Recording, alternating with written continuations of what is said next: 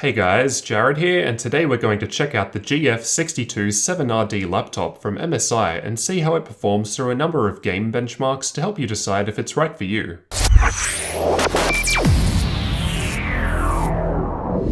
Inside the box we have the laptop itself, manual and warranty information, power brick, and power cable. First up, let's take a look at the specs of the model I've got here. There's an Intel 7700HQ quad-core Kaby Lake CPU, which runs at 2.8 GHz and can turbo up to 3.8 GHz. I've got 16GB of DDR4 memory running at 2400 MHz here, but the two slots can support up to 32GB. For storage, there's a 128GB Kingston M.2 SATA SSD and a 1TB Seagate 2.5-inch hard drive installed. The SSD is in the M.2 slot, which also supports PCIe 3 NVMe storage, so you can optionally upgrade to a faster SSD. For the graphics, we're dealing with Nvidia's 1050 in combination with the 15.6-inch 1080p wide view panel. We'll see how this performs later in the benchmarks. For the network connectivity, there's a gigabit Ethernet port and killer AC Wi-Fi, which supports up to 802.11ac as well as Bluetooth 4.2. The laptop has a black brushed metallic look to it outside on the lid, but inside things are a bit different. Rather than MSI's usual black, there's a brushed grey plastic going on here, which feels nice and smooth and is unique to the GF model. I'm told that in Australia this model is exclusively sold through Harvey Norman, which seems to make sense. I get the impression it's a laptop aimed towards business professionals rather than strictly gamers based on the 1050 graphics. The physical dimensions of the laptop are 38.3cm in width, 26cm in depth, and 2.9cm in height. The total weight of the laptop is advertised at 2.2 kilos, and when testing this, mine weighed just a little more. And when including the power brick and power cable for charging, the total increases to just under 2.8 kilos, so it's still fairly light and good for transporting. As mentioned, the screen here is a 15.6-inch 60Hz 1080p wide view panel. The wide view panel here looks mostly alright front on. The contrast seems to be lacking a bit though, and once you start looking from above or below, the colours shift quite a bit, and it looks pretty bad. Left and right sides look okay though. As long as you're looking at it directly from the front, it looks fine. The screen also has a matte finish to it, which I personally prefer as you're not looking at reflections. I've performed my usual backlight bleed test on the display, which involves having the laptop show a completely black screen in a dark room to help emphasize any bleeding around the edges. I then take a long exposure photo with my camera to help display any bleed. So basically, this is a worst case scenario test. The result was pretty surprising. There was no noticeable bleed. In the photo, what you're seeing toward the top and bottom is just a result of the panel type. If I move it up or down even the slightest bit, the colors of the blacks shift, just as we saw earlier. It's not actually bleed. This can of course vary from laptop to laptop, so your results may vary. While moving the display, there was a little bit of flex, but no big deal. Unfortunately, you can't open the laptop with one finger. All that weight seems to be placed towards the back, which prevents this. Above the display is a HD camera, so it's only capable of 720p video at 30 FPS. I don't think the camera looks very good. Even with decent lighting, it's still very grainy. The audio also doesn't sound that good either, but I'll let you judge for yourself. There's an RGB SteelSeries keyboard, which I enjoyed typing on. There was a little bit of flex while pushing down hard on the keyboard, but this wasn't really noticeable under normal typing conditions. There was actually more flex in the wrist rest areas. The lighting can be adjusted through the included software, and there are a number of effects available. Unlike the last MSI laptop I checked out, this one doesn't allow individual key customizations. Otherwise, I think it looks quite nice, and I also think MSI have the best looking RGB keyboards out of all of the laptops I've looked at so far. The power button is found towards the top right, while the two buttons next to it can be used as a shortcut to MSI's Dragon Center software, which lets you monitor the system, control the keyboard lighting, and more, while the last button will max out both the CPU and GPU fans. I also found the touchpad to work pretty well. There are physical left and right buttons, which are quite loud and very clicky. Moving on to the available I/O, on the left we have a Kensington lock, gigabit Ethernet port, USB 3.0 Type A port, HDMI port, mini display port, another USB 3.0 Type A port, a USB 3.1 Type C port, and 3.5mm headphone and mic jacks. Over on the right there's a USB 2.0 Type A port, built-in SD card reader, and the power input. There's nothing on the front other than some status LEDs, and nothing on the back other than a couple of air exhaust vents towards the corners. Up on the lid there's the MSI logo, which lights up white when the laptop is powered on. The metallic lid was a fingerprint magnet, but nothing a quick wipe with a microfiber cloth couldn't fix. The grey plastic palm area did a better job of hiding these, but will still need to be cleaned. Underneath there's some air intakes to keep everything cool, as well as some rubber feet which both help prevent the laptop from moving around on flat surfaces when in use, and also rise it up slightly to help let cool air in. The speakers are found underneath the front of the laptop, laptop, and I found that they didn't sound very good at all. They sounded tinny with no bass whatsoever. I definitely recommend sticking to headphones here. Powering the laptop is a 41 watt-hour 6-cell battery, and with a full charge and doing basic tasks such as browsing the internet and watching YouTube videos, with the screen on around half brightness, keyboard lighting off, and background apps disabled, I was able to use it for 3 hours and 14 minutes. While playing The Witcher 3 with medium settings and Nvidia's battery boost set to 30 FPS, the battery lasted for 44 minutes. Overall, I found the battery life quite good, considering the size, likely owing to the lower power 1050 graphics card. During normal use with an ambient room temperature of 23 degrees Celsius, the CPU idled at 36 degrees Celsius, while the GPU idled at 35 degrees Celsius. And here are the external temperatures of the laptop, where you'll actually be putting your hands. While benchmarking for an hour with the same room temperature, the CPU reached a maximum of 88 degrees Celsius, while the GPU peaked at just 69 degrees Celsius. The CPU got a little warm, but nothing too serious, while the GPU kept fairly cool in comparison. We can see that the keyboard area has warmed up a bit more, mostly towards the back and middle, while where your hands would sit stays a fair bit cooler. I also found the laptop fairly quiet when not gaming. At idle it sat around the 37 decibel mark, and I could barely hear it, and this is what it sounded like.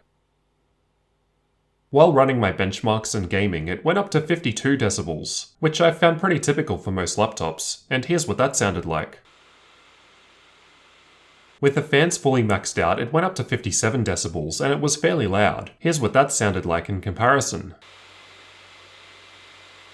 I also did not notice any coil whine while testing. Finally, let's take a look at some benchmarks. We'll first cover some real-world gaming benchmarks, followed by tests with various benchmarking tools. While I'm aware that the 1050 isn't meant to be a serious gaming graphics card, I wanted to test my usual suite of games against it to see how it held up. All tests were run at the 1080p resolution with all Windows and Nvidia updates to date installed. PlayerUnknown's Battleground sets the trend for what we'll see throughout most of the results here, where it runs great at the lower settings, but then drops down quite low at the higher settings. It's also worth keeping in mind that this game is difficult to benchmark, as it greatly depends on what's going on in game, so take these results with a grain of salt. Battlefield 1 felt great to play regardless of the setting level used. You could play on high and get just under the 60 FPS sweet spot. The Witcher 3 wasn't too bad. Even at Ultra I still felt like it was playable, but you'll probably want to run it on lower settings to get higher frame rates. Watch Dogs 2 ran surprisingly well at the lower settings. I found it playable on all settings high and below, while on Ultra it was almost unusable and felt choppy. As usual, Ashes of the Singularity performed slightly better in DirectX 12, while overall it ran pretty good at the lower setting levels. Rise of the Tomb Raider on the other hand showed different behavior, where DirectX 12 resulted in lower frame rates than DirectX 11. A bit odd, as with better graphics cards, DX12 usually gives a slight improvement, so that was interesting. Shadow of Mordor was able to get fairly high frame rates, even at high settings. I found this game to not be too dependent on graphical horsepower, so it runs quite well here. I've also tested the newer Shadow of War. In comparison, it looks like it needs more power to run, but with medium settings and lower, we're getting alright results. Ghost Recon struggled on all but the lower settings. You might want to look at a laptop with better graphics if you'll be playing this game. Doom performed fairly similar regardless of the settings used. Even at Ultra, I still found that it felt pretty smooth to play despite the 1050. Although most of these are fairly intensive games, the 1050 didn't do too bad when using lower settings. If you're looking at a laptop for gaming though, you'll probably want to run with higher settings, so I'd recommend a 1060 or above, as I found that to be a great sweet spot for 1080p 60fps gaming. Otherwise, a 1050 Ti would probably be the minimum I'd personally consider for gaming. Of course, it depends on the games that you'll be playing. Now onto the benchmarking tools. While a useful indicator, note that these results are less practical compared to the real-world gaming results previously shown. This is how the laptop performed in Heaven benchmark, with the tessellation set to extreme and anti-aliasing set to 8. And this is how Valley benchmark performed with anti-aliasing on 8, at various graphics settings. For the last benchmark, I ran Firestrike from 3DMark and got a score of 5,536, so not too bad for the 1050. In Crystal Diskmark, the 256GB SATA 3 SSD performed around 560 MB per second in sequential reads and 200 MB per second in sequential writes, which is pretty typical for a SATA 3 based SSD, although a little lower on the write speeds there. The 1TB hard drive gets around 113 MB per second in sequential reads and 96 MB per second for the writes. Nothing special, but it's okay for extra storage. Overall, I think the laptop performs quite well, although if you're looking for a gaming laptop, I'd look at something with at least least a 1050 Ti instead. You can definitely play lots of games with this laptop, just be prepared to dial back the settings, and keep in mind that you need to look directly straight onto the screen to see it properly. With that said, the 7700 HQ CPU is still a powerful laptop CPU, and all other tasks worked flawlessly. The lower end GPU does however allow the laptop to get fairly decent battery life though, while keeping cool temperatures. I could see this being used primarily as a low weight laptop for work, with some light gaming on the side. With these exact specs, the laptop comes in at $1,996 Australian dollars. At the time of recording though, it was 20% off, so $1,596 total, which is about $1,200 US dollars for my international friends, and it comes with a 2-year warranty. So what did you guys think of MSI's GF62 7RD laptop? Considering the screen quality and that you're getting the 1050, at full price I think I'd look at getting something with a 1060 instead. Even at the discounted price I could still get a 1050 Ti based laptop. Let me know what you guys thought down in the comments, or simply leave a like or dislike on the video to let me know what you thought. Thanks for watching, and don't forget to subscribe for future tech videos like this one.